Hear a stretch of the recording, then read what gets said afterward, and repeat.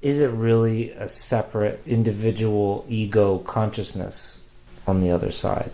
Like when you say see your ancestor, what if that entire genetic bloodline is itself an entity? Your grandfather, your father, you, the people that came before, the people come after.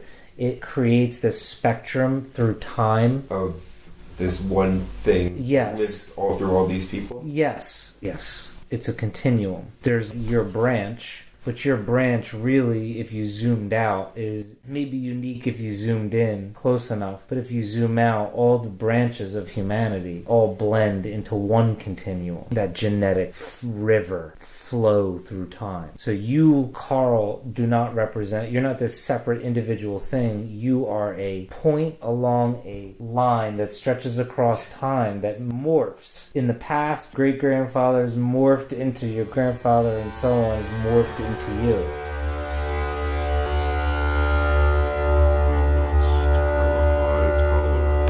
We must have a high tolerance for chaos. Learn to embrace the flow. Forgive all that we can't forget. Regret nothing we can't let go. For despite what we have learned, infinitely more we do not know.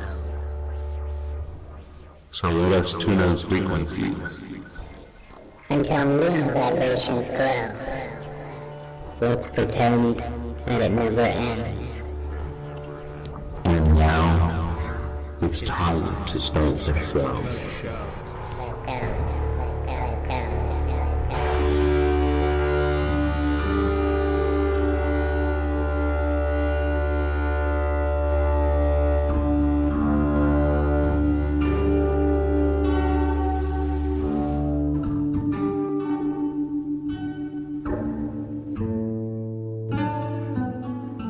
No good reason.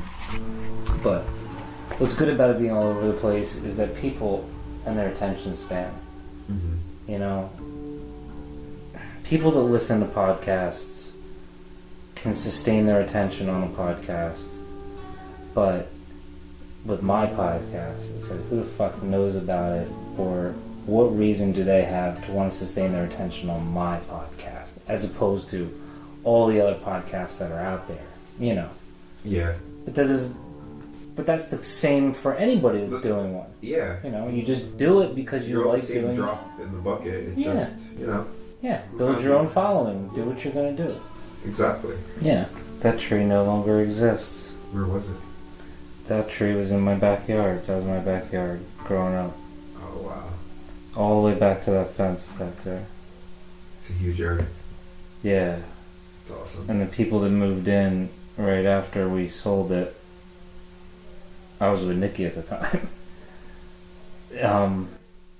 One of the first things they did was cut down this tree. It's a beautiful tree. Yeah, and it was one of the oldest trees in the entire neighborhood. Oh, really? But if you look at our yard from Google Maps, it had the thickest tree growth in the whole, neighborhood, 3-4 block radius. One of the oldest trees. Huge. Like this is, I guess, this is the fall when all the leaves are off the ground, but when it was full, the whole structure of it is just solid, like super solid. Mm-hmm. Be good for a treehouse. Oh yeah. I used to have dreams about where I'd be floating up past this tree, and I'd get so far above it before I'd realize, oh shit. I'm like flying above this tree. I become aware, and then the plummet when I wake up. But it was one of those few and far between recurring dreams. That's cool. Yeah. Out of all the things with the house, I don't miss anything, but I'm pissed off that they cut down that tree. Don't you wish you could transplant trees that big? That'd be cool, right? I'm caking it. Yeah. No, it's coming. Yeah. That'd be so hard, Joe. I'm sure there's a way. There's a way. You just need to get a big enough piece of land, With it, right? Enough of the root system. Enough of the root system, right? If that big, do you think it's possible without like killing it? Yeah, there's machines, like, I can't think of the name of it now, so I don't know how to look it up. Land escaping monster machine Thing. Cartoons come up. Yeah, that's not what I'm. Truck Rangers. Giant bulldozer. That's not gonna do it. I mean, this thing, it's a real thing. Yeah, no, doesn't. I don't know, because I don't know what it's called.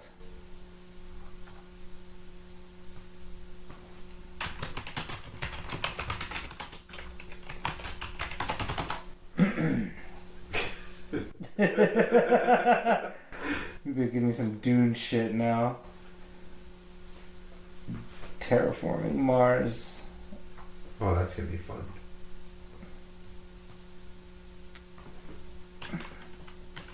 You think so? I think it's gonna happen. It's gonna take hundreds of years, at least. But what I don't understand, if we could terraform Mars, why can't we just fix Earth? Well, absolutely. I mean, space travel, we could fix Earth and still have enough space for people to live, even at these numbers. You know, the biggest thing, though, is the population. That's the reason why people say we need to terraform another planet, is to get the population off. Yeah, but that's not going to happen. The rich are going to go, and Sure. We're going to be here. Well, sure. Eventually, people will be. It'll become its own separate civilization. You know, because they're going to need workers. Sure. And then naturally it'll develop. But that'll take hundreds of years, if that. But maybe. But you're right in the sense that make here livable and habitable. The workers that want to leave the planet, like the early pioneers, can go, but it's less in the beginning. It's less about colonization and more about, like you said, mining for resources. And the people that are out there are just people that are getting paid to do this really dangerous job of getting the resources from the asteroids and planets. Oh yeah, asteroid farming. That's gonna be a thing. Mining. Yeah, totally. That's so cool. Can you imagine I'm going 15,000 miles an hour just on this rock. Yeah. Right. Well, I'm sure they have to be done by robots. There's no way they're going to send people to do that. You never know. I mean, I guess it depends on the size of the asteroid, right? They're probably going to end up capturing asteroids and then mining them. Yes. I don't think this free-flying... But you're right, though. You could land a robot on it and extract everything, but then it makes more sense just to somehow capture it, slow it down. Use, the planet's gravity. Mm-hmm. You have them there and screw up with this gigantic one corporate greed, and that's what ends the Earth. Oh, God. Oops, we made a mistake. Sorry. Don't worry. As long as we keep it this far from the moon, we'll be fine. Oh, shit. Well, and there's the other argument for colonization immediately is don't put all your eggs in one basket, right? Yeah. Because if something does happen to planet Earth, at least you have a planet B or something, some remnant of humanity that hopefully can survive on. Why hopefully? We just fuck up planets. To hell with them. Well, No, I'm joking. I don't know. Yeah, well, we do that. We're really good at it. We're 1 for 1. We fucked up this planet. And I still say it's too early to tell. No, absolutely. We're still kids in a sandbox. That's all we are. On the outskirts of everything. Mm-hmm. But we got some crazy fucking toys and tools at our disposal. Yeah. Like, this shit is getting nuts. 10,000 years ago, that's what they said about a metal hammer. Uh-huh. look at this crazy tool. Yeah. No, but look how I could chop this. And look at everything it did. Look at what the hammer and look at what that shit led to. Now we have virtual fucking reality. What is that going to lead to? What kind of thing, for lack of a better word, are humans going to become? We're going to create our own identities. We're going to upload ourselves into some AI robot and live forever. That's the future. Is that living? Is that living? I don't know. What's the difference between when you say upload ourselves? So what is the self that is being uploaded? That's the, is it just all of... Can you extract the consciousness? Can you extract consciousness? I don't know. They say that we're going to be able to. That we'll understand the human brain that much. But is that really you? Yeah, right. We'll never fucking know. But is this us now?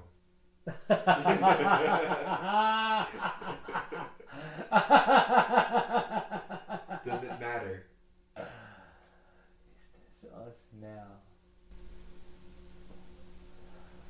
I think you just found the title of this episode. I was going to call it An Overcooked Underdog. That's so funny. Well, yeah. I don't know. But it seems like it's too late for us to try and figure it out, right? Oh my god.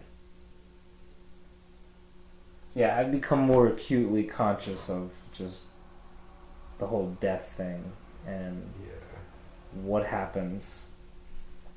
What is going to happen? Is everything going to be alright? What do you prefer? What you mean prefers in...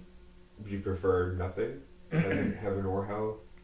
I don't think I have a preference. I think I have a very cliche vision of meeting people like made in heaven, what I was referring to earlier. I have very basic vision like that of just meeting my loved ones and my relatives, and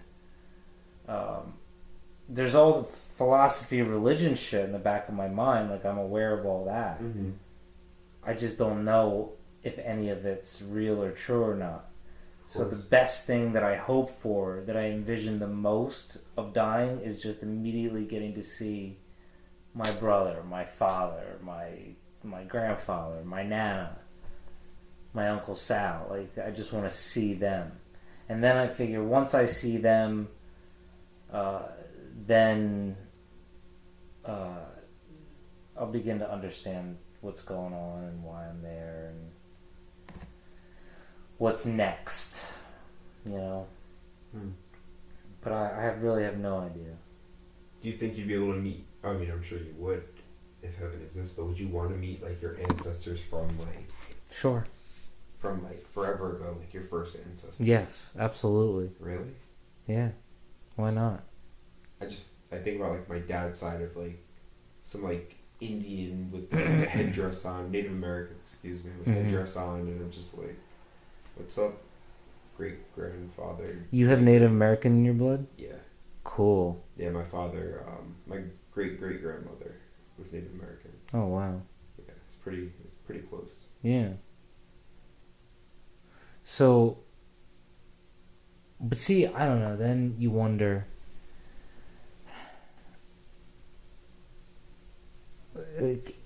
Is it really a separate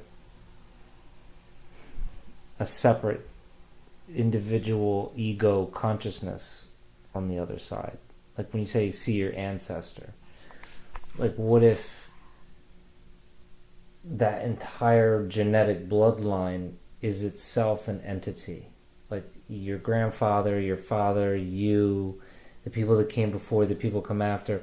It creates this spectrum through time of this one thing. Yes. That lives all through all these people. Yes. Even though, for example, at the time, my father was alive, I was alive. Sure. But it doesn't matter whether they're living or dead. It's this one. It's a continuum. Okay. And then there's like your branch, but your branch really, if you zoomed out, is maybe unique if you zoomed in close enough. But if you zoom out, all the branches of humanity, they all blend into one continuum. That genetic river flow through time. You know? So you, Carl, do not represent, you're not this separate individual thing. You are a point along a line that stretches across time, that morphs.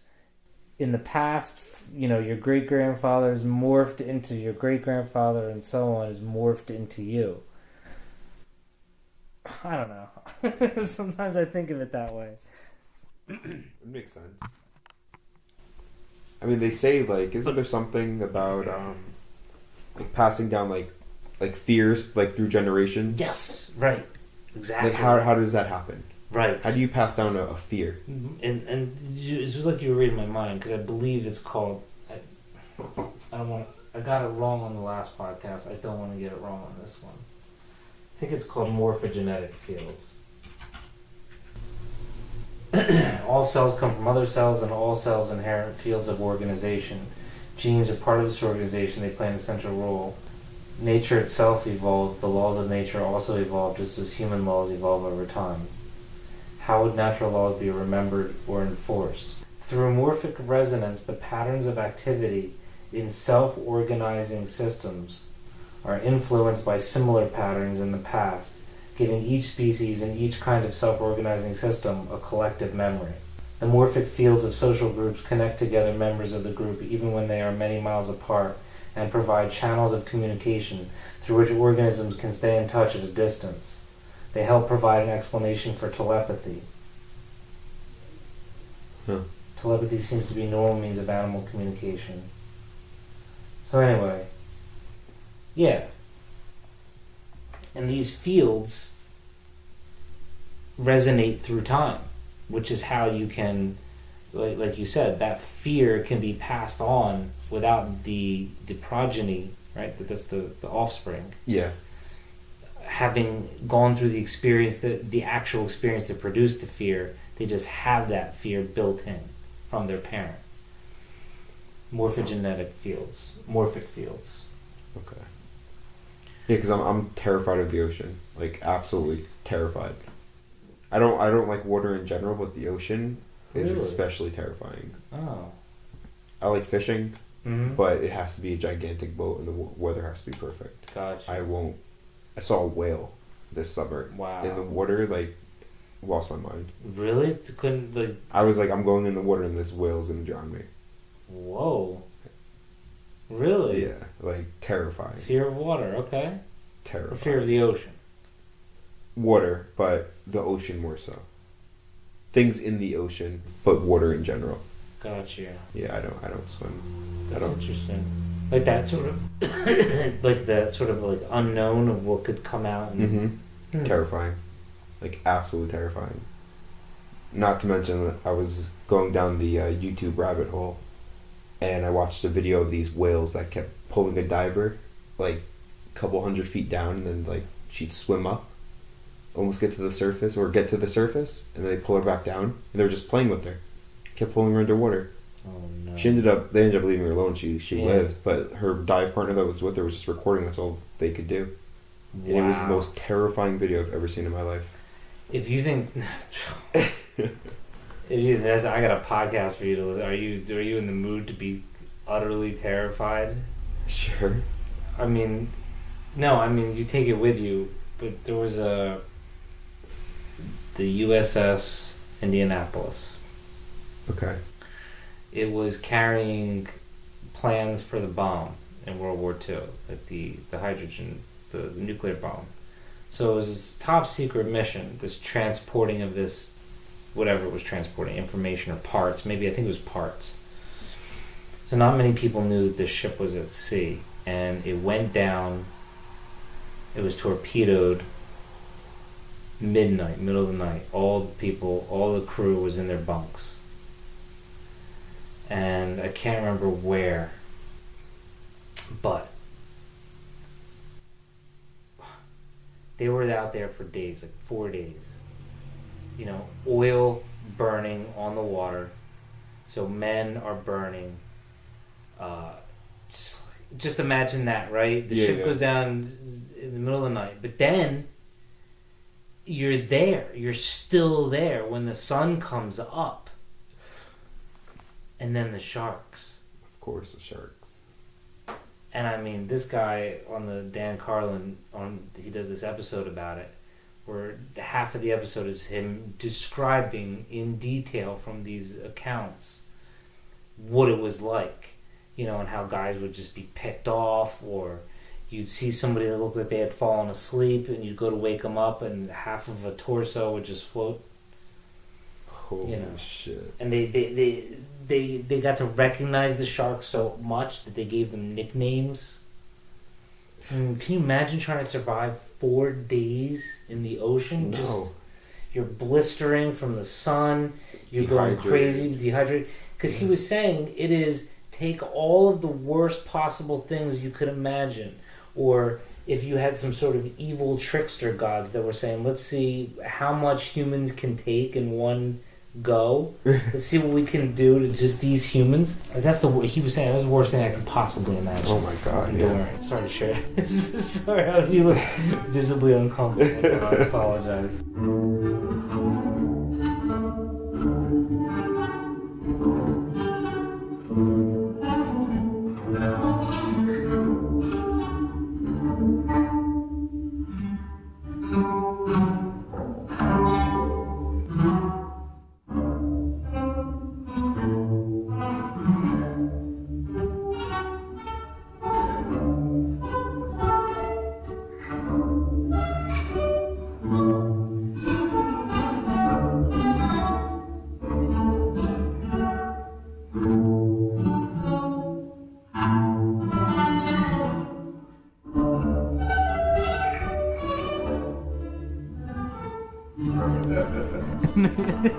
I'm sorry.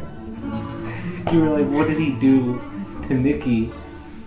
And I'm like, I don't know if it's any one thing. I guess what came to my head was, he's like me, but just like 10,000 times worse. Do you know what I mean? And I guess you don't, because whatever annoy. I don't know that for sure, but that's like that's the sense that I get from some of the things she tells me, is that if I had... My girlfriend's arch nemesis is just like me, just worse. Yeah, it's something like that. Like he's some sort of... Well, because one of the things is they joke around, they're totally cool, and so the jokes are always like highly inappropriate shit, you know, and that's just...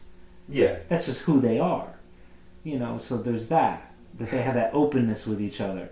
But he fucking can annoy the fuck out of her because he gets on these things and just won't let them go. And I can do that, but just never to that extreme. Where she hates you. Right. Where we're seeing your name. Yeah, or at least I have the awareness to see that she's getting annoyed and back off, or you know, but he, which is huge. Yes, he does not have that kind of filter, you know. Anyway, so yeah, that was That's funny. That's the thing that I was. Oh god, fucking beer. I know. When's the last time you drank? Actually, last night. Oh, okay. It was like. Hold on a second. Okay. It was a forced social event. Forced. Oh, forced. Oh my god. What I gotta tell you about the periodontist. Okay. Oh my god. I truly feel bad for him. He's not happy at home. So not happy at home? Yeah, like all with right. his wife and his kids and whatnot. How many kids? 2 kids. Boy or girls? Oldest is a girl, and he has a son who, for the first 2 years of his life, he hated. He would like talk shit about him, like his own son. Okay. How old are the kids now? The daughter, I think, is 8 or 9, and his son is 4 or 5. Okay. But I mean, son's was needed early intervention because he wasn't speaking up until like 1 or 2, and he would just call something stupid, and I'm just like, dude, like he has a problem. Fuck, one of those. You don't know what the kid's actual. I'm asking as a teacher, but you don't know what the kid's actual diagnosis ended up being. I believe Asperger's or was he too young to be diagnosed with? I don't remember. It was something along those lines. He's on the spectrum. Yeah, he's on the spectrum. Somewhere on the spectrum. Yeah, exactly. Right. But he's high functioning. He's going to school, like regular school and everything. He just has somebody that hangs out with him here and there. Yeah, that's like OT, like socialization skills. Yeah. I mean, but now I will say like he loves his son now that he's like normal. But yeah, he's just not happy at home. He like tricked us, me and Jen, into going to a comedy show. Oh, that sounds kind of cool. Yeah, it would be cool, but like me, social experiences, and you're gonna get tickets of us right in front. Tell me you didn't go see fucking Tom Segura. No. Okay, just checking. Because I want to see Tom Segura, and I know he's playing this month. But I saw. I always forget his name. He was in Deadpool, but he was the bartender in Deadpool. No. I mean, I watched it, but yeah. Jesus Christ. Anyway. That's all right. That's why we have the internet. Yeah, look it up because it's a big name, and I'm gonna feel stupid as soon as you find it. Bartender, Deadpool. In the first one? T.J. Miller. That's who it is. Oh, yeah. So, we're up front for T.J. Miller. Mm-hmm. And I hated this guy. He was like, oh, we're just going to go to dinner at this place. And then when we get there, I'm like, oh, this is the friggin' comedy club on 17. Bananas or whatever that is. All right. And we go there, we sit right up front, and of course T.J. Miller comes out, and he just starts ragging on me. Oh, fuck. Dude, that's like your worst nightmare. I'm sorry. It absolutely. Of all the people. It's like he just had the radar. Let me pick one of the most self-conscious people. But not only did he... Oh, no. Not only did he call us out all night, he proceeded to... He was shit-faced. Lean in, grab my head, and kiss me on the forehead 5 or 6 times during the night. Oh, jeez. I was the butt of his jokes. He used my cat's names in vain. It was the worst night of my life. I'm so sorry to hear that, dude. I really am. At the same time, I'm intensely curious to see this whole thing. Oh my god. Did you take it? You just took it off? Oh, I took it. That was the right thing to do. I had to. What else are you going to do? You got to be a good sport. It was because I couldn't get out. Yeah. I mean, if I would have backed up my seat, I would have hit the table behind us. I was stuck. I was trapped. So you were with... Okay. It was the periodontist, his wife, me and Jen. And it was the most awkward night because you could tell that they... They were miserable together. They didn't talk to each other. They didn't interact. He told me the whole purpose of them inviting us out, like as like a couple to go out, because it was the first time we ever like did that, which is kind of weird because we're not that close. Yeah. But he was just like, like, oh, I got these tickets. I want you to come. Huh. And then at the end of the night, he was like, oh, by the way, the tickets were $140 each. Can I have my money? And I'm just like, all right. What a good night. I forgot about this. See, and then people, why don't you go out? Because of this shit. He's not representative, though. That's a total dick move. Did you you paid him? I paid him. Oh. I paid him. Yeah, because you're a good guy, but what the fuck? I would have said, what the... Yeah, what can you say? What can I say?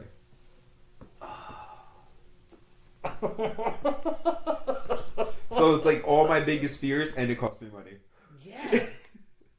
Dude, you earned so much good... I have the lit. Oh. You earned so much good karma from doing that. You must have. I haven't... To be the butt of fucking TJ fucking Miller. Like he just got like a sexual harassment thing, and he like that's why he wasn't in Deadpool 2, and he's kissing my fucking head. Yo, let's. If I was the worst person, I'd have a lot more money right now, because I felt sexually harassed. Yeah, I mean, so don't just pick on just one guy the whole time. I want to ask you. No, but the best part about it is that he's hitting on Jen the entire time. As soon as he walked out, he like locked eyes with her, and this isn't me being a jealous dude, because I am not. You just noticed, like it was obvious. The room noticed. Everybody like surrounding tables were like, wow, like he's just checking her out the entire time. Then he proceeds to ask her to come to California with him to meet him and his wife. During the show. During the show, shit-faced drunk. Oh. Several times. It wasn't just like a joke. It was just like, you want to come to California? Wow, dude. So this was like, Jen should be here for this story. Yeah. Should we try? No. They're busy. But we gotta. But we'll revisit this. Yeah, definitely. Yeah, because it was just an awkward night, and he didn't even invite me to California. His wife's kind of cute. What the hell, dude? Fuck you, TJ Miller. That's like the reverse. That's the inverse of heckling. Like he was heckling. Yeah, just a patron, right? And you fucking sat there and took it. Like, yes, that's what you do at a comedy show, but there's like a sort of limit. Exactly. I'm not stable in those kind of environments. Like anything could happen. Wow. TJ fucking Miller. TJ fucking Miller. Wow. Good. Let this be the thing that gets this podcast on the map. Oh my god. My hatred for TJ Miller. Your hatred for TJ Miller. Let's expose him for what he did. It's fucking bullshit. Nah. But I will make sure I tag him on the episode. Yep. Mm-hmm. You were kind of funny, but you're also a fucking prick. And you were buying everybody in the room drinks, and you still didn't buy us a fucking drink, you fucking prick. TJ Miller, that's for you, personally. What else has he been in or done? Because he does look so familiar. He's been in a lot of shit, but like his weight changes, and it just doesn't make sense. He always looks like 3 different people. Okay. Yeah. Well, fuck him. We gotta fucking Google him. That's how irrelevant he is, and he thought he could have my girlfriend. TJ Miller, Wikipedia, 1981. No wonder. Sorry. Yeah, stand-up television, film, music, podcasting. Oh, he has a podcast. Final battle. Wait, no, he started appearing. He hosts a podcast with friend and fellow comedian Cash Levy titled Cashing In with TJ Miller, which began airing in March 2012 on the Nerdist Network. Oh. Okay. He's engaged. They are married. 2015. Okay, I don't care anymore about him. Uber assault incident. Never mind. Back. Sexual assault allegations. Amtrak bomb threat incident. This guy kissed me. Work misconduct accusations. I have agoraphobia now, and I can't leave my house. Work misconduct. He's a. You have agoraphobia? Because of this, I can't leave my house. We got to get you to another comedy show and just cure you of it. Like just re-imprint. Just re-imprint. I can't go back. We'll go see Tom Segura. Tom Segura will not make fun of you. He will not. Tom Segura is a good guy. If we he go will not make fun of you. And he makes fun of me. He won't. If he makes fun of me. He won't. It's on you. Okay, fine. I will take this one. But I'm 99.9% sure that he will not make fun of you. On July 18th, 2018, actress Alice Wetterlund, who recurred on Silicon Valley, a show in which Miller starred, took to Twitter to accuse Miller of inappropriate, unprofessional behavior on set, writing, "I hope to not ruin it for you, but TJ Miller was a bully and a petulant brat." Mm-hmm. Does that pretty much describe his behavior last night? That's how I feel. Yeah. Cloverfield, like who saw that? I saw it. Only because I was doing behavioral therapy at the time, and this kid wanted to see it really bad. So I took the kid to see it. And have you seen Cloverfield? I have. Okay. So I don't remember T.J. Miller. That's a good fucking point. T.J. Miller as Hudson Hud Platt. Whatever. But this kid thought that we had stumbled upon the wrong movie. He kept every 10 minutes he was I think we're in the wrong movie. Like this is a monster movie. I'm like, just wait. I'm like, trust me, I know what they're doing. He kept on, no, I think we gotta go check out another theater. I'm like, just wait. And then all of a sudden shit started to get crazy. I'm like, You know the crazy thing about Cloverfield was, and I'm sure somebody's already said this, but that camera never ran out of battery that whole fucking time. I was working in a movie theater, actually. Uh-huh. And besides vomiting, when that movie would play, people would throw up all the time. Oh. Yeah, that was the number one question. Why did the camera never die? Gulliver's Travels, Our Idiot Brother. I'm just reading off what else he's been in. Big Hero 6, he was the voice of Fred. Transformers, Age of Extinction. Deadpool. The Emoji Movie, Deadpool 2. I mean, really, it looks like Deadpool and maybe Our Idiot Brother, which I heard was actually really good. I don't think T.J. Miller was in that, though. Whatever. The point is, he is, I want to get the exact quote. A bully and a petulant brat. T.J. Miller.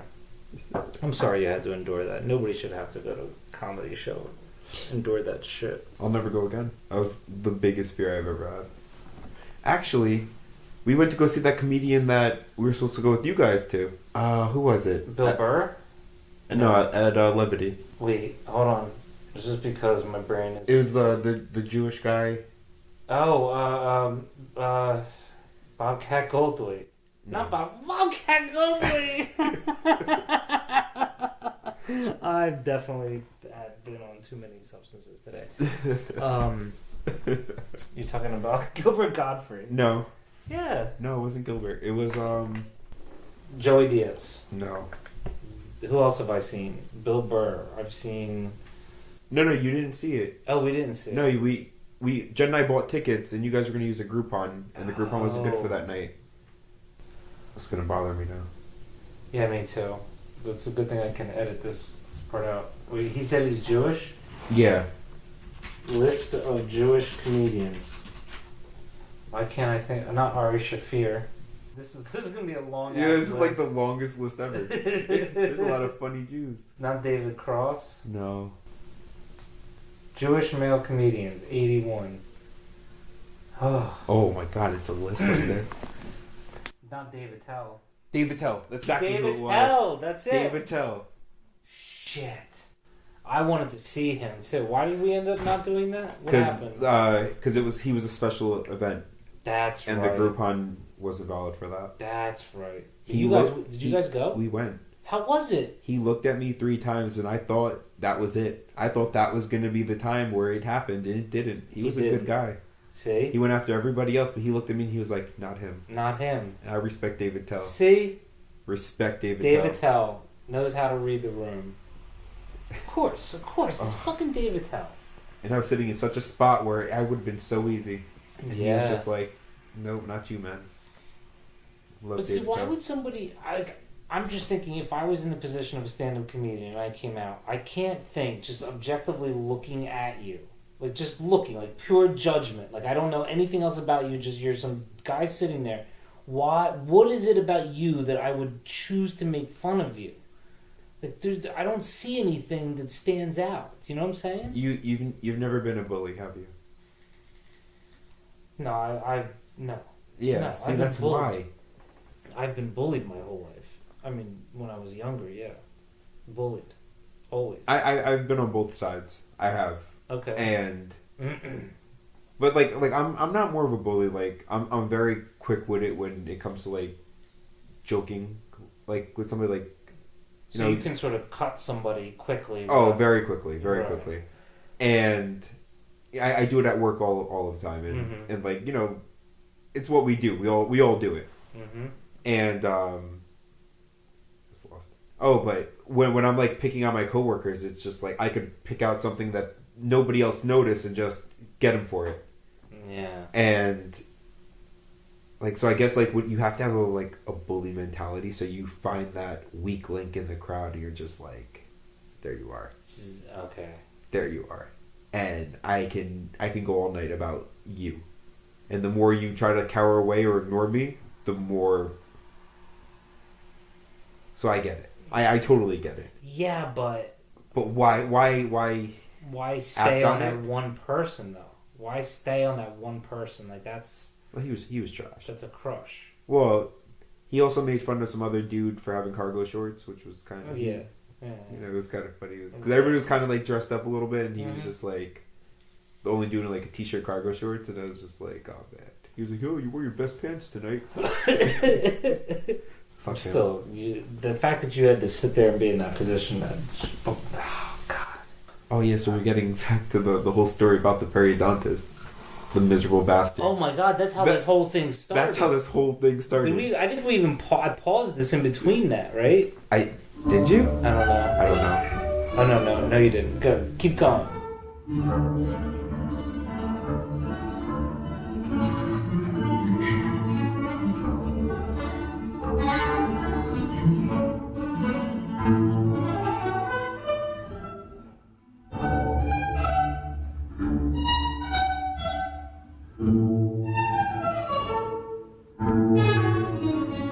Oh yeah, so we're getting back to the whole story about the periodontist.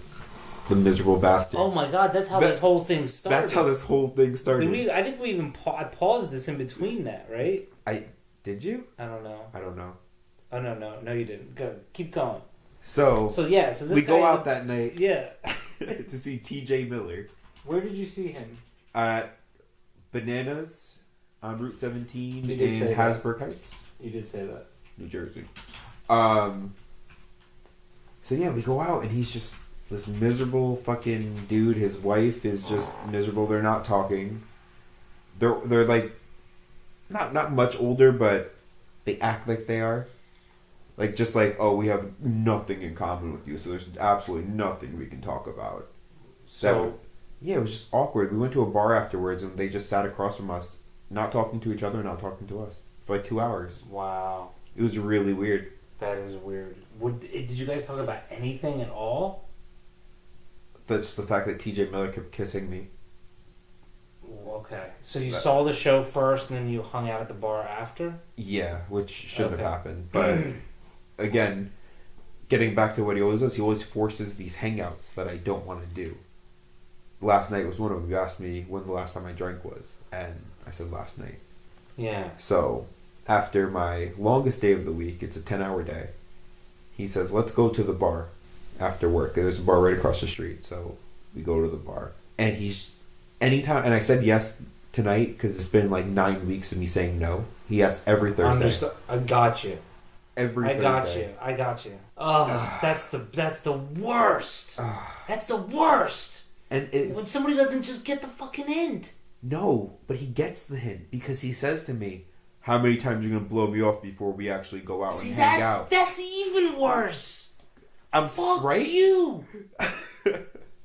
Wait, is he, you said he's a periodontist. Is he above you in rank at the job? He's an associate, so only when he's working, only when he has a handpiece in his hand, he's my boss. But other than that, it doesn't matter. I mean, have you ever considered, I know this sounds crazy, but just being like, dude, look, I'm just like laying it out for him. Like I don't hang out much. Thanks for the offer, but I've had the conversation with them. There's so much more. I'm gonna tell you a couple things. I will be quiet. And they're recent. They're recent. That's the worst part. Last night wasn't even bad. That was kind of standard. All right, 9 weeks. All right, I'll see you then. The worst one was probably 9 weeks ago, which is why it took so long. Because if it was like, we'll go out for a beer after work, then we leave, cool, no problem. That's not a big deal, right? But it's, especially the bar's like across the street. It's no big deal. Yeah. But it's just, so we went to the bar, and he was like, oh yeah, like we hung out for like till like 11 o'clock, and I didn't want to be there at 11 o'clock. I'm tired. I want to go home. Mm-hmm. And he's like, yeah, all right, yeah, I'm gonna get out of here too. Oh wait, no, even worse. He leaves before I do to go get seats at the bar. I walk outside to go meet him there, and he's standing outside with his backpack. So he makes board games. Okay. But they're like these paper board games that you're just matching things. It's really weird. It's really because he has a book bag that's like 50 pounds, and it has all these manila folders with all these paper games that he made. What? Like I'm not even joking, hundreds of them. Wow. My one coworker, he laughs at me because he's like, he goes, I saw him cutting up some paper. He goes, I guess you guys are going out tonight.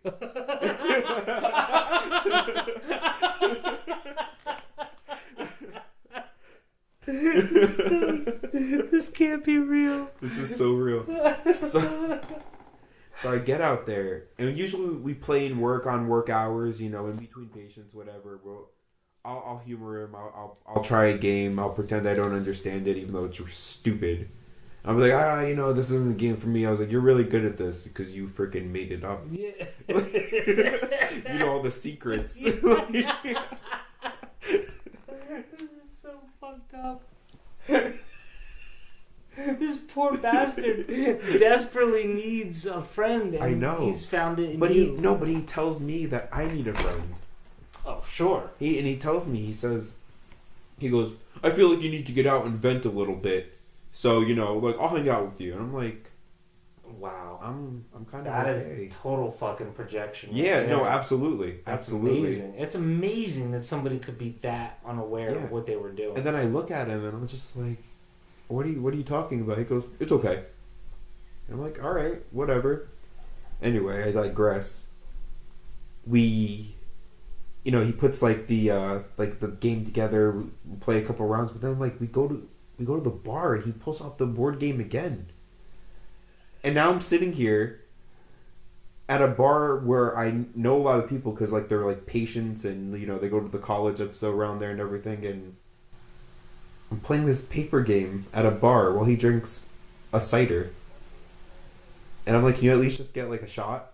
Can we look cool? Like this might be something people would want to do. Yeah. We're just getting fucked up and playing a paper board game, motherfucker. We got to put the gear with the other gear, but that gear's not the right gear. I'm like, what do you? Suddenly you have a crowd surrounding you. Yo, what's this game all about? Yeah, right. No, it's just him lightly sipping a cider as he tries to explain the game to me, and then he cheats, and I'm just like, I don't even want to do this anymore. Wow. So after this particular night, it's 11 o'clock, 11:30. I'm just like, I'm out. Yeah. I have work tomorrow. You don't. Mm. I'm out. Go home to your family. I'm sure your kids miss you. Mm-hmm. And he goes, okay, yeah, no problem. Get my car. I go home. I live very, very close. I pull into my driveway. I'm a little buzzed. And put my car in park. And all of a sudden I see lights behind me that pull into my driveway. Oh. I thought it was the police. Yeah. I was like, what did I do? I was feeling, but I was good. I don't drive like that. Yeah, and there were no lights, but No. just you saw the headlights. When Yeah, I'm like, who's pulling behind me? It scared the shit out of me. Mm-hmm. It's him. He gets out of his car. I'm like, hey, what's up? Did you need something? He goes, what do you mean? I thought we were hanging out. I'm like, I think Jen's sleeping. He goes, well, we're gonna be in your basement. I'm like, what the fuck? Oh my god. I'm like, it's really late. He goes, well, I can't drive home like this. Oh. I'm like, dude, you drank a fucking cider. One cider. 4 hours, one cider. You can't drive home like this. I'll drive you home. I'll walk. How old is this guy? 39. Oh, jeez. 39. Christ. You would think he was 65. Right. Just completely. Just. Yeah. Did you have him in? I was like, all right, come down. We'll hang out for a little bit. I'm going to bed at midnight. It was like 15 minutes. He tried to stay. He tried to and I'm just like, all right, look, all right, I'm not being played anymore. Like, you gotta go. You gotta fucking go. Do you think that you're the only one that has engaged with him to that extent? Yes. Right. I know it for a fact. Okay. Because he in his mind we're best friends. Oh no. Right? Yeah. 6:30 in the morning he'll text me a meme and I'm just like, can you not? My own friends know not to talk to me at that time. Sure. It's why? Or he'll send me an article or a video, and if I don't respond to it, he'll see me on when we work, because we only work together 1 day a week, and he's just like, hey, what'd you think about that? And I'm just like, it was great. I didn't watch it because you didn't watch it. I'm like, all right, I didn't. I know I didn't. It's to the point where I'm just like, I know you're right. You just have to be, yeah. Yeah, I'm like, I didn't. I don't know, man. I don't know. But I just, like I said, when we went out to the comedy show a few months ago, that's when I met his wife. That was the first time. But she knew all about me.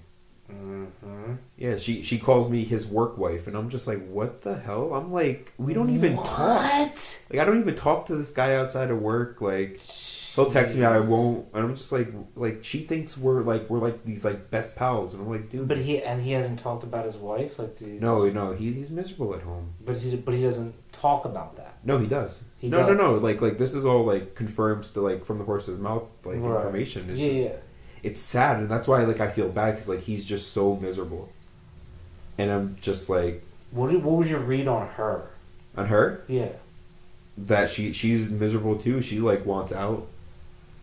It's weird. It's just a whole weird family dynamic. The 8-year-old daughter. The school called him while he was in the middle of a procedure. Called the office, was like, "Hey, we need to talk to you now. Stop what you're doing. We're in the middle of surgery." Oh boy, that's not common. No, not at all. And she was saying that the daughter was crying because her mom said that she was going to put her up for adoption. Oh no! Because they got into an argument.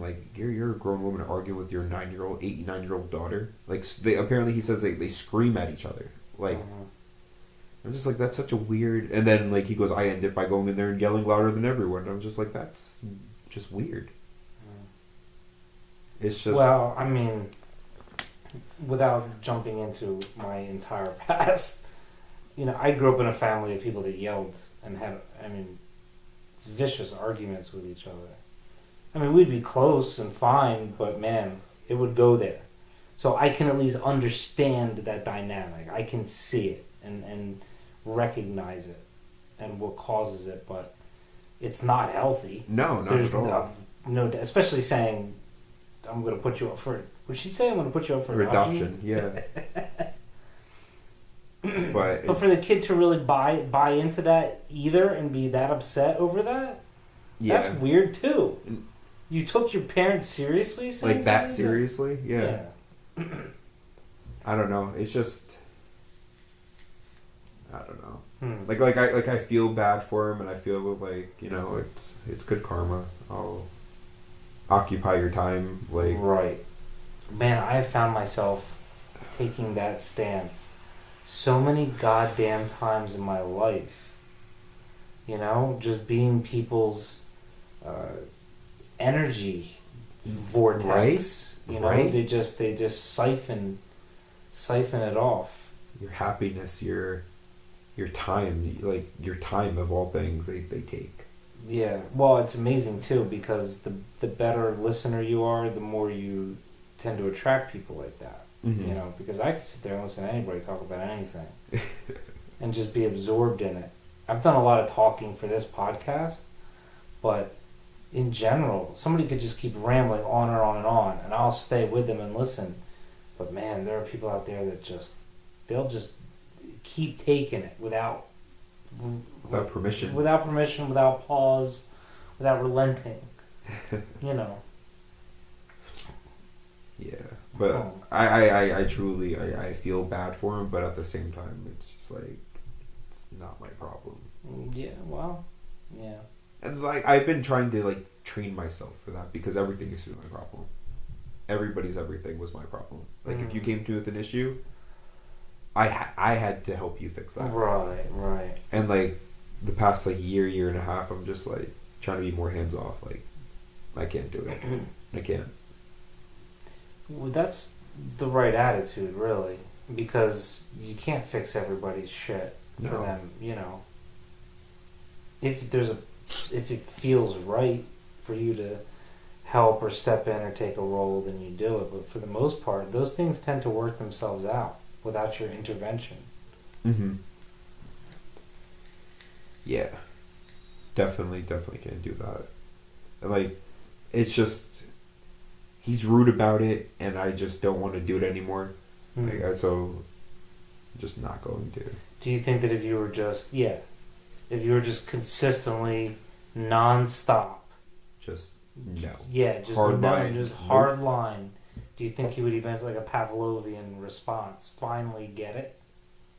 And it's hard for me, like, just being completely honest, like, to probably keep that consistent no, but if I do, probably not. Wow. He probably wouldn't get it. Wow. But if I'm still saying no and I'm not hanging out with him, doesn't matter if he gets it or not. How about... That's a good point. How about going, like, full-on cable guy on him? And just ape shit, get the out of my life. Beat him at his own fucking game. Right? No, not you. No, you're not the Matthew Broderick. You're the Jim. You become the Jim Carrey. You beat him at his own game. You, dude, come on, let's go. Let's hang out. Send him a bunch of fucking stupid YouTube links to shit. Like, just barrage his shit until he gets sick of you. And you'll know. You're like, dude, let's hang out. And he'll be like, I kind of want to spend some time with my wife. And you're like, bingo! Oh my god. That would be hilarious. I should do that. I mean, either that or he just matches you, right? He could just match you. He just always says yes. He might. Oh my god. Just be like, fine. Like, tomorrow sounds great. Yeah, it got to the point where he's like, what are you doing this week? And I'm like, dude, we're not dating. We're not dating. We're not dating. I'm sorry. Yeah, I know. What are you doing this weekend? I was like, I don't know. I got stuff to do. It's just that doesn't involve you. Like, I just don't want to be... Whatever it is, you're not part of it. Yeah. Oh, my God. I used to always be the one... How do I put this? I was kind of like the bridge between the normal kids and the totally out there ostracized kids. Like, I was a nerd, but I could still function and communicate with like people. The normals. Yeah, the right? normals. It was clear that I was not one of them, but I could... I spoke their language. Yeah, I spoke their language, right. But, like, I always think of my friend John David in 2nd grade. He'd be standing out there alone on that fucking playground. Like, nobody talked to him. And I just couldn't. I could not allow that. Like, it just... Because I knew what that felt like, in a way. And so I befriended him, we ended up becoming best friends and so on and so forth. But there's always a risk in that as well. Because he became that for a while. Like, that, the one that would just... We're hanging out. Yeah, and it was always in his world, in his domain, and according to his rules. And, we played Dungeons and Dragons, and it was his story. And so, and that's what it was, hanging out. And so then when the other kids would be over, and he would come to the door, this is horrible. We would literally hide. I mean, we would go to my bathroom, and he would knock at the door, and he would kind of know we were there, and then walk away. Oh. And it's so fucked up, right? Like, that's... I'm admitting that I did that. Are you still friends with him? Yes, but... We are, but there was, like, something, I guess you could say, of a falling out. And it's connected to this whole thread we're talking about. Like, letting somebody in. And this is the downside of having a friend like that, right? Yeah. Because in the end, you ultimately have to make a choice of to what level is this person going to be involved in your life. Mm-hmm. So one day, it was like 8 of us, and we were all decided, fuck it, we're going to go to Great Adventure. And it was like 17, I just started driving. He showed up or called or whatever and was like, what are you guys doing? And I long story short, we ended up admitting that we were going. He knew how to get there, so we were kind of using him, I think, a little bit, because he had an extra car, and so he could drive all 4 of us, right? So I'm following him, and it's raining out, and I think I had just started driving. It wasn't long. And he stopped abruptly to make a left because he almost missed the left. Okay. And I slammed on the brakes. But the truth of the matter is, if I really was honest about the situation, is I was not paying attention at that moment. So I will go and say it was ultimately... He shouldn't have stopped the way he did to make the left so abruptly. Mm-hmm. But he was just trying to, Yeah. But if I was paying more attention, I would have stopped in time. Okay. Instead of hitting the back of him. How hard did you hit? It wasn't bad. It was like seriously minor damage. Okay. And his dad showed up and was like, look, it's no big deal. Everybody's fine. Oh, the cops came and everything? Not the cops. I think just John David's dad. Okay. I don't even think the cops showed up. Maybe not. But he was like, no big deal. We'll get the bumper fixed. Not a big deal. Not, everybody's fine. And then like a few days later, it was like, well, you owe us $500 for the bumper. Oh my god. And that was like, that was it for me. Yeah. Even though the entire situation was created by my not treating him like a real friend. You know what I'm saying? Yeah, I was using him. I was following him because I didn't know how to get there. I wasn't paying attention. It was my fault. I created that. And the whole situation, you really did. Yes, I did. And that ended the friendship. So really, I fault myself for that. Okay. Even though we reconnected on Facebook, we met up once, I think, in person. Since then, he came over with his then girlfriend, who I think he's married to. Now he has a daughter, lives in Pennsylvania. Okay. But we haven't seen each other since. His mom passed away. Wow. But we're cool. Like, he wishes me happy birthday. We talk about old shit. Yeah. But I can't forget that I did that. No, of course not. Of course not. But he was like that. That person that you just were like, oh, fucking don't do it to her, Just. And he didn't mean it. No. But you know what? Happy ending. You guys stopped being friends. He ended up getting married and having a family and internet. And let me tell you something. He was never into this shit right here. Really? No, not at all. And as far as I know, not to this day. So that was a divide. That was a divide right there. Where I remember the time he came over that one time, and I was, getting high or whatever I was doing, and he was just very uncomfortable with the whole thing. It just wasn't his world at all. Like, even being uncomfortable about it is kind of weird. Yeah. Like, you don't have to do it. Yeah. It was just, it was awkward. No, I get it. So. I almost ended a friendship. Well, I mean, it did end for a while. The guy that I drove to from LA back home with, him and I, we didn't talk for almost 4 or 5 years. Really? Because similar story. We were in high school, and he liked this girl, and she ended up moving to Georgia. So he wanted to go. Okay. So I was the only one with a car at the time. Even though I just had my permit, I had a car, but I wasn't allowed to drive it. It was like it's old, beat up 1990 Camry. And obviously it wouldn't make it to Georgia, so we stole his mom's car, me, him, and another friend, and we drove to Georgia. Oh, shit. So, obviously we knew we didn't have license or anything, but we came back home. Well, we actually got stuck in, near DC, because we ran out of money for gas.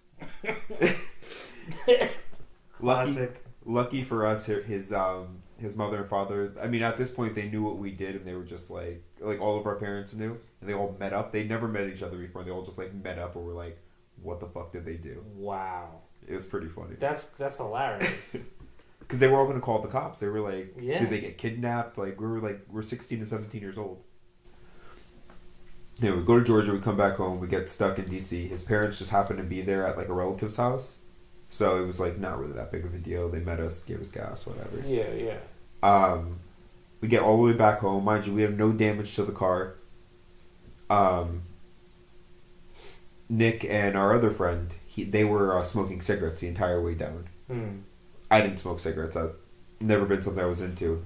So the whole car, it was a brand new van that we took. Yeah. Brand new. Stunk like hell. It was disgusting in there. Mm-hmm. And so whatever, we get back home, like a week later, his dad calls me. He goes, you need to give me your other friend's number. You guys owe me $1,000 each. I'm like, what are you talking about? Oh, it's the car stinks and you guys have the whole mirror door ripped off. I'm like, what the hell are you talking about? We have the door ripped off. Like, you drove with us home. Everything was fine. Yeah.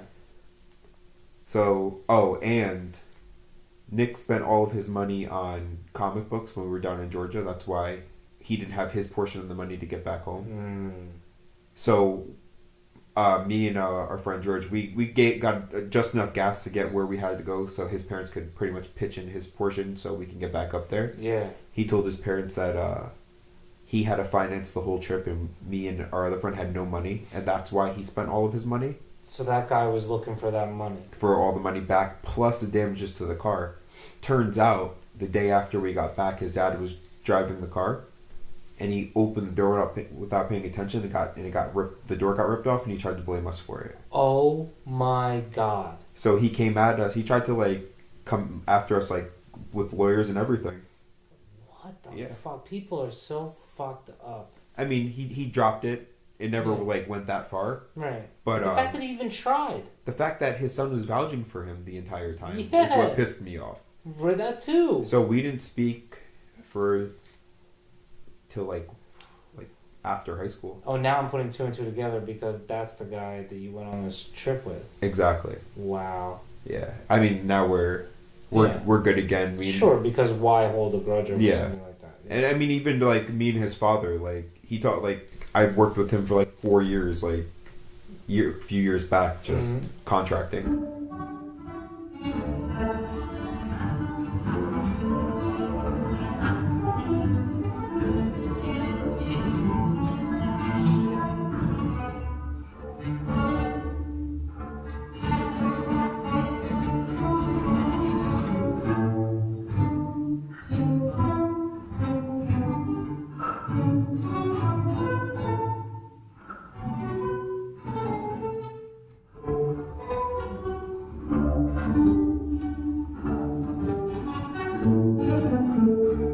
Did you ever see the toys that made us?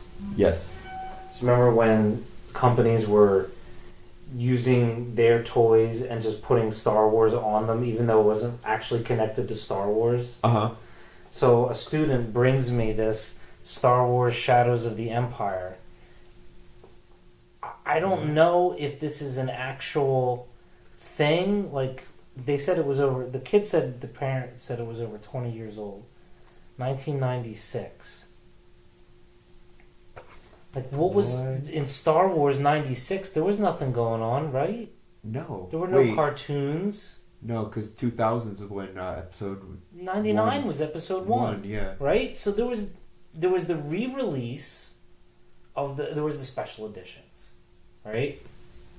Yeah, but that wasn't 96. That was later than 96. Wasn't that after episode 1?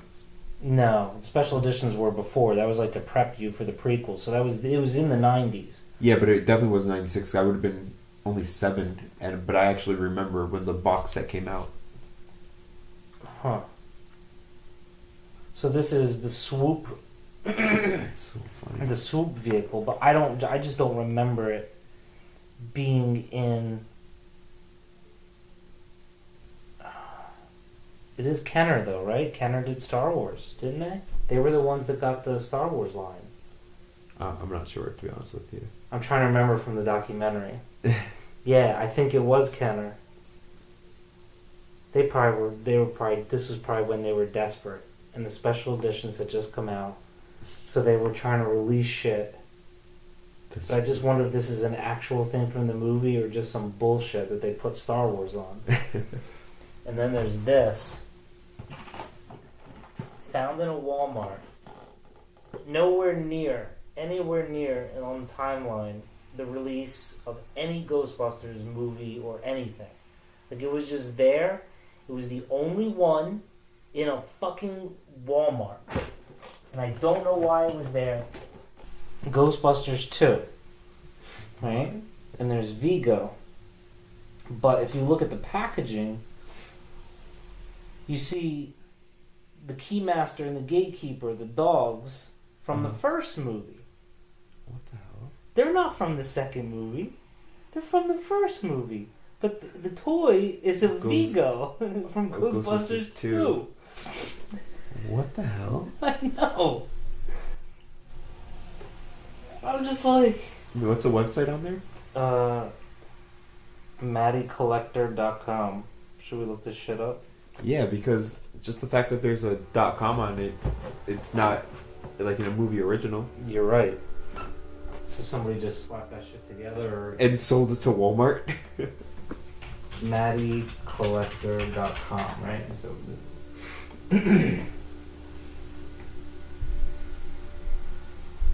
Shop Mattel. This is the official Mattel site. Really? Weird. See how much the Ghostbusters 2. Oh, they sell the PKE meter? Fuck, I want this. Oh, I've always wanted this. Why didn't I know you could... I should have known you could get this. My 5th grade self would be ejaculating right now. Oh, I want it. I want it so bad. It's $65. So we're looking for Vigo, right? Uh-huh. That's it. That's weird. Yeah. Yeah, I don't know. Well, maybe when I have the this guy Joe on, who's a toy collector, maybe he can enlighten me. The one that has the ectoplasm. The original real Ghostbusters ectoplasm. What kind of shows were you into when you were a kid? Like, what was your obsession? What things were you just all about? Honestly, I watch more TV now than I ever did as a kid. Okay. I just never, like, my parents didn't believe in, like, cable. So, I mean, like, maybe, like, Saturday cartoons, but, like, once I got older, I was out. I was outside. Yeah, so you were mostly... Oh, good for you. I guess that's better. Yeah, but now it's just always inside. Watching, not always, but I binge watch way too much. Making up for lost time. I think I've done that. I always feel like... I just remember as being a balance. I remember being outside a lot and playing and also watching a lot of shows. There's... Here it is. Ghostbusters Vigo figure. There it is with the wrong... Yeah, who are these idiots? You should write a letter. Like, no joke. Write a letter to Mattel and just say, what is this garbage? How dare you? I demand real ectoplasm. Buy it for me. Your packaging must be consistent with the movies. That was just one of those things that I was meant to find. That's cool. As a lover of because I was obsessed with Ghostbusters. Were you? Did you see the new one? Yeah, it was a piece of utter garbage. It was so bad. It was. Yeah, you agree? You saw it? I saw it. Yeah. I mean, I wasn't the biggest fan of Ghostbusters anyway. Okay. But compared, garbage. Yeah. Yeah. No, I mean, that was my whole life for like 3 years. It's amazing. Did you like make your own backpack out of like cardboard and stuff? No, I had the plastic proton pack at one point, and then I lost it. Everything good, I either destroy or lose, I swear. And I lost this thing. I would have dreams about it months later of finding it in the backyard and never fucking found it, you know? I was like that with Ninja Turtles. Oh. Yeah, go The ahead. ones that you would like put in position, they like do the flip and with all the nunchucks and the stick. I remember when my mom threw them out Why'd she throw them out? because they were toys Oh. and she would always step on them. No. I mean, I was young. Did you really understand their future later value No. to you? They were just young. No, they were just your toys. toys. They were just my toys. Wow. I had everything. I had like the bus. I had everything. Ninja So at a Turtles. certain age, you just decided you're done with this and throw it out? Yeah. Dude, that's That's one of the things about my mom. She throws everything out at some point. Like it's just a thing that she's always had. Dishes, whatever. She just really No. just gets rid of it, huh? just gets rid of it. I never understood it, Yeah, I don't either. but yeah. But to this day, she says, "I wish I would have kept them." Like, yeah, me too. Those were my favorite toys. Right. Well, to this day, speaking of, I don't know what happened to my Ghostbusters toys. To this day. And they were in a box, they were in the attic. Nobody can explain to me what happened to them. I mean, the only thing is they must have accidentally gotten thrown away by my brother, or he did it on purpose. But there's no possible way I can ask him now. Yeah. So, you know, and it's one of those unresolved things that I forgot to ask him What happened? recently, you know, because I can't remember the bullshit excuse he gave me, but we had reached a point in our relationship before he died that I think whatever the honest answer was, he would have given it to me. He would have just honestly my told me, so I God. just would have known. You can't dwell on that. You don't dwell on that. It's fine, whatever. No, are you kidding me? It's not fine. Those are your toys, but I had them all. I had every single thing. did you keep everything in the box? Except for Or? the proton pack, of course. The trap I made. I found a wooden sliding box and painted it and Did made you a ghost really? trap out of it. That's Yeah. cool. I'm sorry, what were you asking? No, Yeah. no, we're good. I had the firehouse, all that shit. But That's it was the science of everything. You know, it wasn't just about like the show, because then it was Back to the Future, you know. Oh, Back to the Future. And Back to the Future was the spark that got me into thinking about time travel, and which got me to stopping home from the library, walking home from school, and getting books on quantum mechanics, and then Quantum Leap came, the TV show where he traveled through time, and so I read even more. And then it led to, you know, like metaphysics and spirituality and religion, and like everything happened for a reason. The learning, the path of exploration. From Ghostbusters. From Ghostbusters, or maybe even go as far back as, you know, He-Man, maybe. Like even He-Man had this. To me, it was always about the underlying magic or science or of what was going on. So in He-Man, he had the sword, right? Mm-hmm. And the whole thing was he was protecting Grayskull from Skeletor, because the sorceress lived in Grayskull, and Grayskull held the secrets, the portals to the universe. So what I was always obsessed with was, what the fuck was it like inside Grayskull Castle? Like the chambers, where would they lead to other universes, and what was this magic power that he was protecting? You know? It was always about that. Wow. And for Ghostbusters, it wasn't just like defeating ghosts, it was, what are these different classifications of spirits, and what does that relate to in the real world? And there was an episode, I just watched it again for Halloween, where they, you know, the containment unit where they trap the ghosts. Yeah, Yeah. So there's an episode where Egon has to put on this suit and go into the containment. You're talking about the cartoon. The cartoon. Yes. I'm sorry. No. I know this exact episode. I've seen this episode. Yeah, Right. Yeah. It's so fucking cool. That's cool. It's like, oh, I get to see what's inside there. What's it like for the spirits once they get trapped there? And it's just a bunch of floating rocks. Yeah, it's nothing. It's like a void. But that kind of shit, you know. Yeah. I get that. Fucking Ghostbusters. Change your life. Back to the Future. Was there any other movies that you saw that was a major game changer for you? There was that goddamn phrase again. Game changer. For a lot of people, it's The Matrix. The Matrix? Yeah. Oh, okay. Yeah. The Matrix for sure. I'm sure there are others.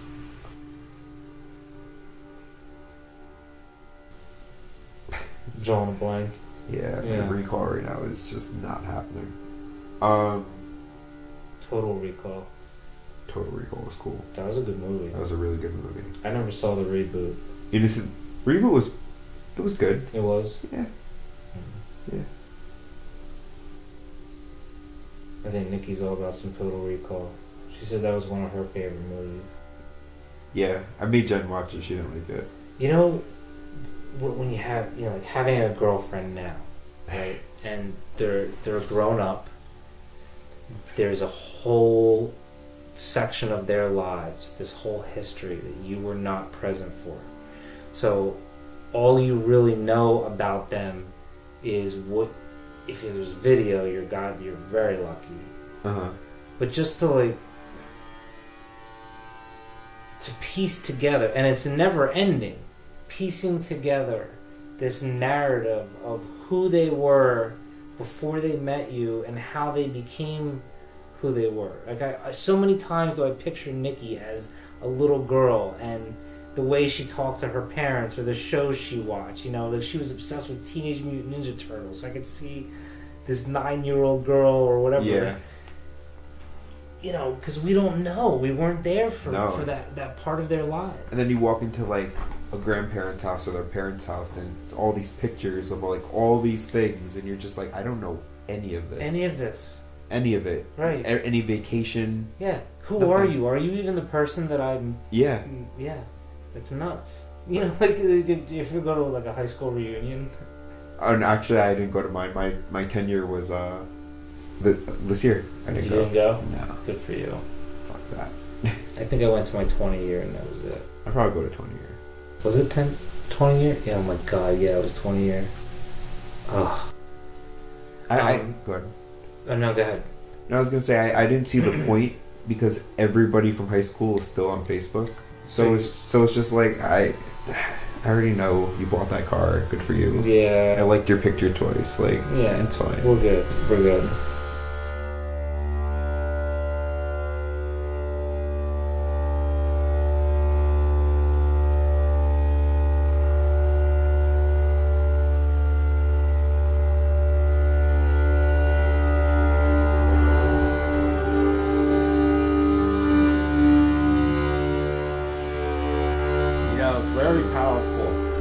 Positive family, the power of the prayer, and God, plus the positive attitude. All those things mean so much to get you through life.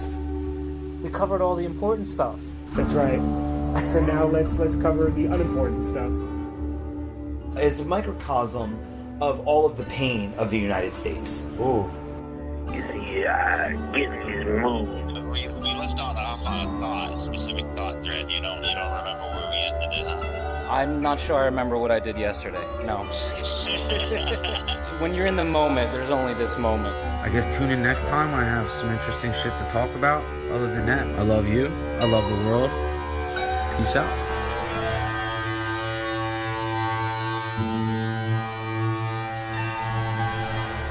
Sir, I avoid responsibility. That way nobody feels compelled to put me in a position of power. Be excited, because now it's here. Shiny gift of a lesson that you have in front of you. And now you have to work through it. You really have to, if you want to and you're tired of it, you have to work through it. Why not? And give yourself, I would call it a dose of real reality. I mean, where nothing makes sense but everything works. Let's be real. None of this is real. I feel like I'm telling a story. What's your advice for people in life? My advice is to stay strong, be helpful, be smart, be brave, be powerful, be kind, and be loving to everyone, even your pets. People are like, oh, wouldn't you get lonely when all your loved one dies? Like, no, you get new loved ones. We really don't know what's in store for us. We really don't know. Well, would you want to know? Well, no. No. Let's say something bad happened to you. Move on. It already happened. Just move on to the better things in life.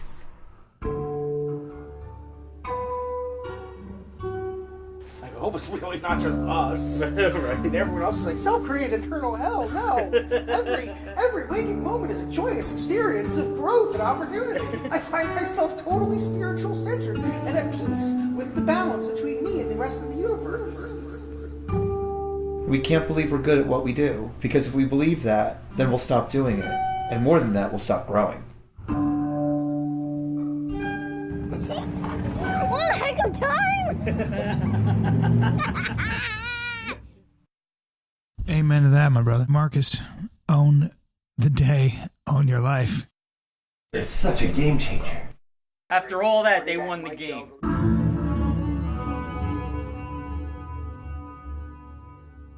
Here's a little bonus track for you.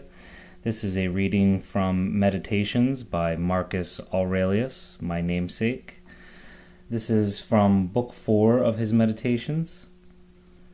Men seek retreats for themselves, in the country, by the sea, in the hills, and you yourself are particularly prone to this yearning. But all this is quite unphilosophic, when it is open to you at any time you want to retreat into yourself.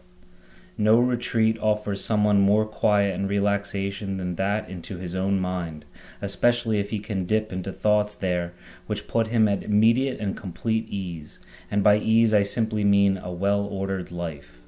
So constantly give yourself this retreat, and renew yourself. The doctrines you will visit there should be few and fundamental, sufficient at one meeting to wash away all your pain and send you back free of resentment at which you must rejoin.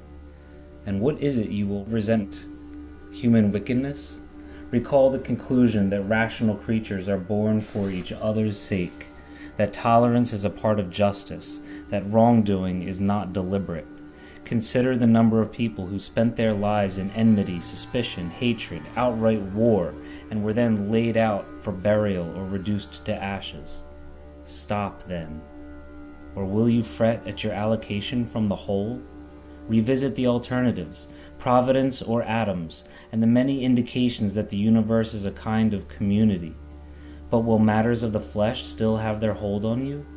Consider that the mind, once it has abstracted itself and come to know its own defining power, has no contact with the movement of the bodily spirit, be that smooth or troubled, and finally remember all that you have heard and agreed about pain and pleasure. Well then, will a little fame distract you? Look at the speed of universal oblivion, the gulf of immeasurable time both before and after, the vacuity of applause, the indiscriminate fickleness of your apparent supporters, the tiny room in which all this is confined. The whole earth is a mere point in space. What a minute cranny within this is your own habitation, and how many and what sort will sing your praises here. Finally, then, remember this retreat into your own little territory within yourself. Above all, no agonies, no tensions. Be your own master, and look at things as a man, as a human being, as a citizen, as a mortal creature. And here are two of the most immediately useful thoughts you will dip into. First, that things cannot touch the mind. They are external and inert. Anxieties can only come from your internal judgment. Second, that all these things you see will change almost as you look at them, and then will be no more. Constantly bring to mind all that you yourself have already seen changed. The universe is change. Life is judgment.